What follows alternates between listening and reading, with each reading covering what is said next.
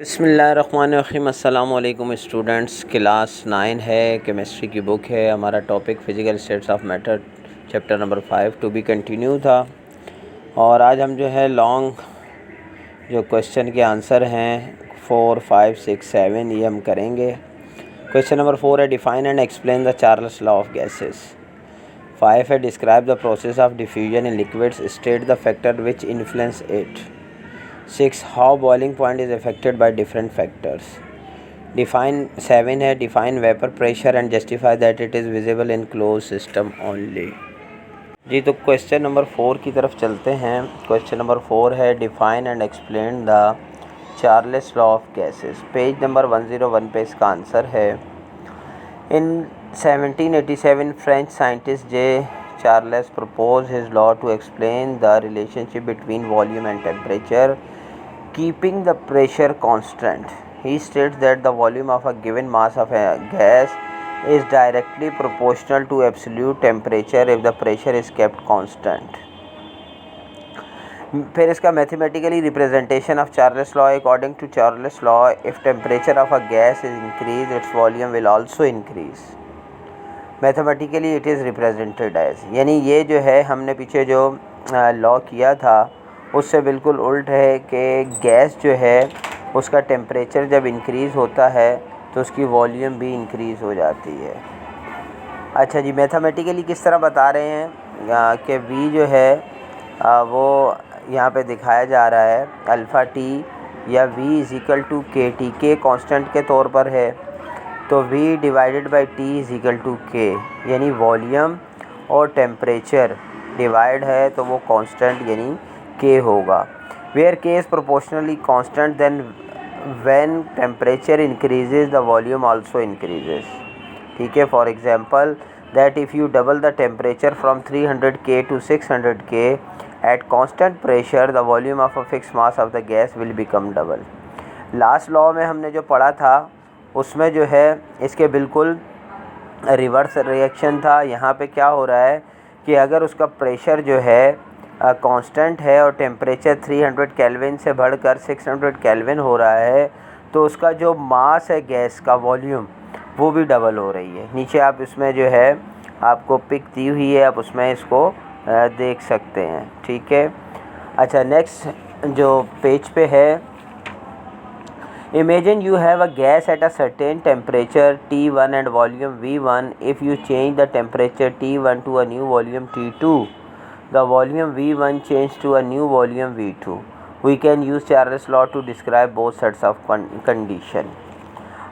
यानी ये भी जो हमारा जो लॉ था कल जैसे कि हमने दो एग्जांपल्स भी की थी बॉयल्स लॉ, बिल्कुल उसी के मतलब इन्होंने भी बताया कि टेम्परेचर 1 फिर टेम्परेचर 2 फिर वॉल्यूम 1 वॉल्यूम 2 है। तो इसमें ये बताया जा रहा है कि V1 divided by T1 is equal to K. पीछे हम पढ़ चुके हैं V divided by T is equal to K है। तो फिर V2 जो है और डिवाइडेड बाई T2 है वो भी इक्वल होगा constant K. The constant K is the same in both cases, therefore V1 T1 is equal to V2 T2। तो कल भी ऐसे ही था, सेम हमने जो बॉयल्स लॉ पढ़ा था उसमें भी ऐसे ही था। P1 V1 is equal to था P2 और V2 के। तो ये जो है इनका जो है इन्होंने एग्जांपल्स नहीं मांगी थी। चार्ल्स लॉ को जो है वो हमने डिस्क्राइब और एक्सप्लेन करना था, वो हमने कर दिया क्वेश्चन नंबर 4 के आंसर में। अब क्वेश्चन नंबर जो 5 है, describe the process of diffusion in liquid, state the factor which influence it. ठीक है, तो हमें डिफ्यूजन जो है उसके प्रोसेस को बयान करना है और जो फैक्टर हैं उनको भी जो है उसके जो फैक्टर्स हैं वो भी बताने। तो पेज नंबर 107 पर देखें, the diffusion is spreading out of the liquid molecules throughout the vessel, the liquids diffuse less rapidly than gases. ठीक है, लिक्विड जो है वो गैसेस के मुकाबले में कम आहिस्तगी से मतलब डिफ्यूज़ होता है। As the molecule of liquid are in cluster and bounded with strong intermolecular binding forces, the liquid molecules are in continuous motion. They move from high concentration to low concentration and mix up with molecules of other liquids from homogeneous mixture. ठीक है, तो ये यहाँ तक जो है हम इसका जो है जो डिफ्यूजन है उसको डिफ़ाइन करेंगे। फॉर एग्ज़ाम्पल नीचे दी हुई एग्ज़ाम्पल हमसे मांगी नहीं, आप वैसे पढ़ ले इसको। For example when few drops of ink are drop in water filled flask the molecules move around and after a while spread in whole of flask thus diffusion take place as shown in figure. अब देखें 3 flask दिखाए गए हैं। एक पहले में जो है कुछ ड्रॉप्स इंक के वो उसमें गिराए गए, तो वो आहिस्ता आहिस्ता सेकंड में देखें थोड़ा ज़्यादा स्प्रेड हुई और लास्ट वाले में उससे भी ज़्यादा हो गई। तो वो किस तरह से जो है उसके मॉलिक्यूल्स जो हैं वो स्प्रेड हो गए हैं, तो वो इसमें दिखाया है। अच्छा, नेक्स्ट पेज पे हमें फैक्टर्स इफेक्टिंग डिफ्यूजन जो है वो लिखना है। 4 पॉइंट्स हैं। Intermolecular forces, liquid have weaker intermolecular forces than solid due to this diffuse faster than solid but less rapidly than gases. अब यहाँ ये बताया जा रहा है कि लिक्विड के जो इंटरमोलिकुलर फोर्सेस हैं वो सॉलिड से कमज़ोर होते हैं, इस वजह से सॉलिड के मुकाबले में जल्दी डिफ्यूज़ होता है, लेकिन गैसेस के मुकाबले में कम होता है। ठीक है। सेकेंड है size of molecules, diffusion depends upon size of molecule, small size of molecules diffuse rapidly than bigger one. For example diffusion is slow in water than alcohol. अब यहाँ ये भी बताया जा रहा है कि जो आपका साइज़ ऑफ मॉलिक्यूल है वो जितना छोटा होगा उतनी जल्दी बड़े के मुकाबले में फैलेगा। और इसी तरह बताया है कि डिफ्यूजन जो है वो स्लो होती है, is slow in water than alcohol, alcohol के मुकाबले में वाटर में स्लो होती है। Third, shape of molecules, molecules with irregular shape diffuses slowly while regular shape molecule diffuses faster because they can easily slip over and move faster. इसी तरह कह रहे हैं कि अगर कोई इरेगुलर शेप होगी, नॉर्मल शेप से हटकर कोई शेप होगी, तो वो देर लेगी डिफ्यूज़ होने में, जबकि जो रेगुलर शेप्स होती हैं वो जल्दी से डिफ्यूज़ हो जाती हैं। 4 है temperature, diffusion increases by increasing temperature because at high temperature intermolecular forces become weak due to high kinetic energy of the molecules. देखिए टेम्परेचर से क्या हो रहा है कि डिफ्यूजन जो है वो और तेज़ हो जाती है, जितना टेम्परेचर तेज़ होगा उतनी डिफ्यूजन तेज़ होगी। वजह क्या है? क्योंकि टेम्परेचर तेज़ होने से इंटरमोलिकुलर जो फोर्सेज हैं वो कमज़ोर पड़ जाती हैं, जिसकी वजह से मॉलिक्यूल्स वो जो है जल्दी से डिफ्यूज़ हो जाती है, क्योंकि हाई काइनेटिक एनर्जी हो जाती है इस वजह से।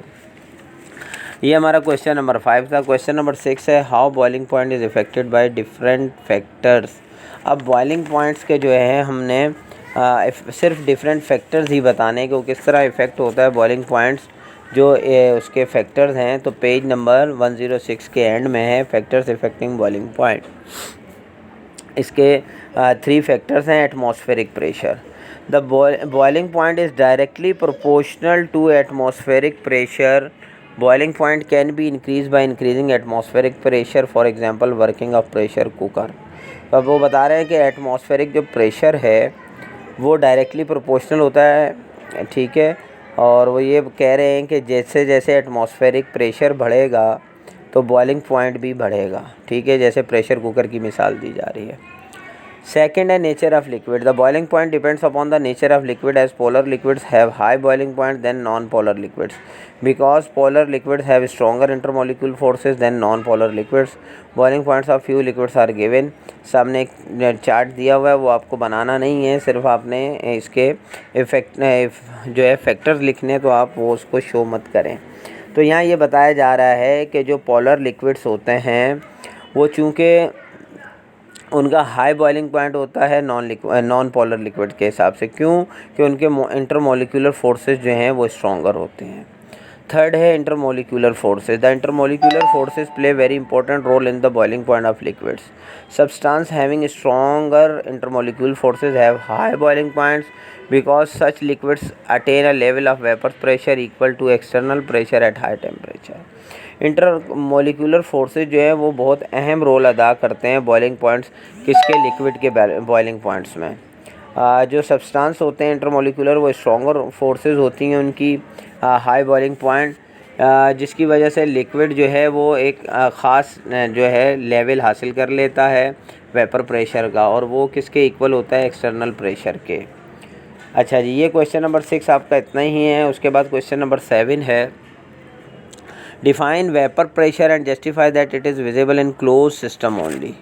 तो हमने जो है इसको डिफ़ाइन करना है वेपर प्रेशर को, पेज नंबर 105 पे देखें the pressure exerted by vapours in equilibrium with its pure liquid at a particular temperature is called vapour pressure.